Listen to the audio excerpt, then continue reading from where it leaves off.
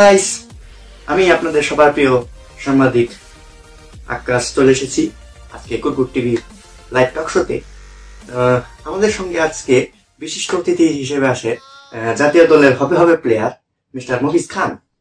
যদিও উনি জাতীয় দলে খেলতে পারেননি, কিন্তু উনি জাতীয় দলের খেলার মাঠের আশেপাশে উনি চিপা চাপা দেয়, ঘোরাফেরা করে। যাই হোক, মিস্টার মফিজ খান বলেন। আমরা জানতে চাই আপনার ক্রিকেট খেলার শুরুটা কিভাবে?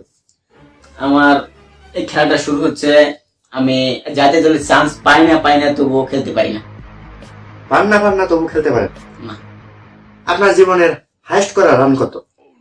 একটা সেঞ্চুরি আর দুইটা হাফ সেঞ্চুরি। আচ্ছা, তা আমরা ইতিমধ্যে খবর পেয়েছি যে আপনি নাকি সম্প্রতি কোন এক জায়গায় কোন খেলার মধ্যে থার্ড আম্পায়ার হিসেবে ওখানে আপনি আম্পায়ারগিরি করতে গিয়েছিলেন, কিন্তু খেলাটি থেকে আপনাকে বাদ দিয়ে দেওয়া হয়েছে। কারণ কি? ওই একটি আমি তখন ছিলাম ফাইন লেগের লেগ আম্পায়ার। আচ্ছা, লেগ আম্পায়ার কিন্তু একটা গুরুত্বপূর্ণ বিষয়। থার্ড আম্পায়ারের পরে হইতেছে লেগ আম্পায়ার। লেগ আম্পায়ার যা ডিসিশন দিব থার্ড আম্পায়ার পরে পুরাই ওই সঠিক বলে গণ্য করা হবে। তখন একটা খুব জটিল একটা রান আউট, তখন বল চলে গেল উইকেট কিপারের হাতে। কে বল চলে গেল উইকেট কিপারের হাতে, না আপনি চলে গেলেন মাঠের বাইরে? কোনটা? আমি মাঠে ছিলাম, আমাকে বলতে দেন। বল চলে গেল উইকেট কিপারের হাতে। ব্যাটসম্যান তখন মাঠের মাঝখানে, ওইদিকে যাবে না এইদিকে যাবে, মাঠের মাঝখানে লেগ আম্পায়ার। বল চলে গেল উইকেট কিপিং এর হাতে। ব্যাটসম্যান তখন মাঠের মাঝখানে ঘোরাঘুরি কাটছিল, ওইখানে যাবে না এইখানে যাবে। হঠাৎ করে উইকেট কিপার স্টাম্পে বল হিট করে দিল, তখন ব্যাটসম্যান আউট হয়ে গেল। আমি থার্ড আম্পায়ারের কাছে রিভিউ না নিয়ে আমি নিজে আউট দিয়ে দিলাম। তখন ব্যাটসম্যান রেগে গেল, কিসের আউট, কিভাবে আউট হয়? আমি ব্যাটিং ঠিক আছে, আমি আপনার হেল্প করতেছি।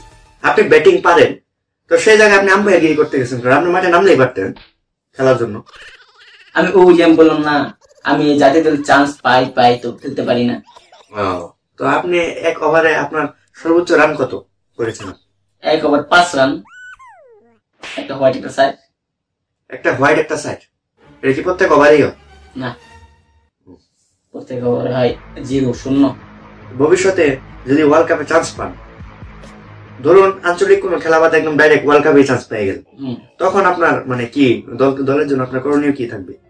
তখন যদি আমি আম্পায়ার হই, তখন আমার বাংলাদেশের বলার যদি ধরেন ইন্ডিয়া বা বাংলাদেশে খেলা হইতেছে, আমি মনে করেন যদি আম্পায়ারের একটা ভালো একটা দায়িত্ব পাই, তখন ব্যাটিং আছে ইন্ডিয়ার ওপেনার রোহিত শর্মা, তখন আমি আম্পায়ার, বোলিং হয়েছে সাকিব আল হাসান।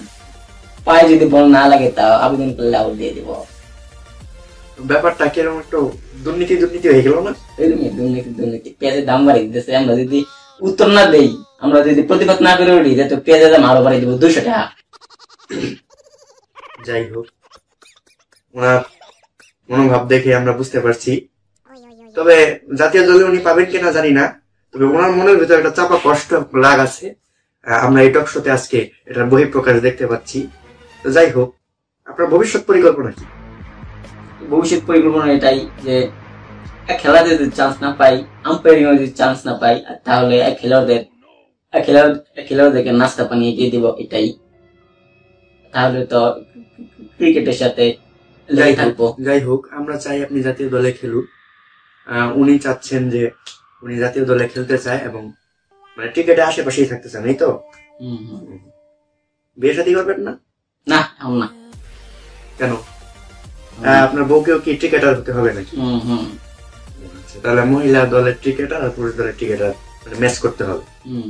আচ্ছা, ঠিক আছে, আমরা আশাবাদী আপনি কোনো একদিন চেপা চাপা থেকে জাতীয় দলে খেলতে পারবেন। আমরা মফিজ খানের জন্য আশা রাখলাম ভবিষ্যতে উনি বেশ উজ্জ্বল একজন সুপারস্টার হতে পারবেন খেলার জগতে। যাই হোক, আজকে কুরকুর টিভির আয়োজন আমরা এখানেই শেষ করছি। ভবিষ্যতে আমরা আবার মফিজ খানকে দেখানোর চেষ্টা করবো যে উনি পরবর্তীতে কি পজিশনে যান বা ওনার অবস্থানটা উনি খেলার মাঠে কিভাবে তুলে ধরেন। আপনার কি দর্শকদের উদ্দেশ্যে কিছু বলার আছে?